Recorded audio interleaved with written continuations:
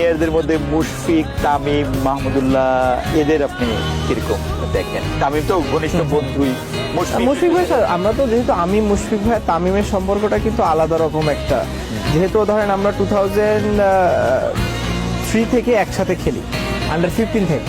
তো আমাদের সম্পর্কটা ওই যে ন্যাশনাল টিমে এসে না, কিন্তু আমরা 2003 থেকে আন্ডার 15, 17, 19, 18 সব আমরা কিন্তু একসাথে খেলছি। তো একসাথে খেলার কারণে আমাদের ভেতর যে একটা বন্ডিং আছে, আমরা কিন্তু একজন আরেকজনের চেহারা দেখলে বলতে পারি যে কার মন ভালো আছে, কার মন খারাপ আছে, কে কোন টাইপের মেজাজে আছে, এখন কি চিন্তা করতেছে। সো আমরা এগুলো বুঝে ফেলতে পারি। তো আমাদের ভিতরে ঘনিষ্ঠতা এত, আমি হয়তো ফ্যামিলি মেম্বারদের দু একজনকে বুঝতে পারবো না, বাট আমরা তিনজন, আমার কাছে মনে হয় তিনজনকে এত ভালো বুঝতে পারি যে কি কাজ হচ্ছে, কোনটা ভালো কোনটা খারাপ সব বুঝতে পারি। তো আমাদের রিলেশনটা এই কারণে অনেক বেশি দিনের, যেহেতু সো আমাদের যখন আবার ন্যাশনাল টিমে আমার মুশফিক ভাই ডেবিউ হয়েছে একসাথে, তামিম জাস্ট একটা সিরিজ পরে আসছে।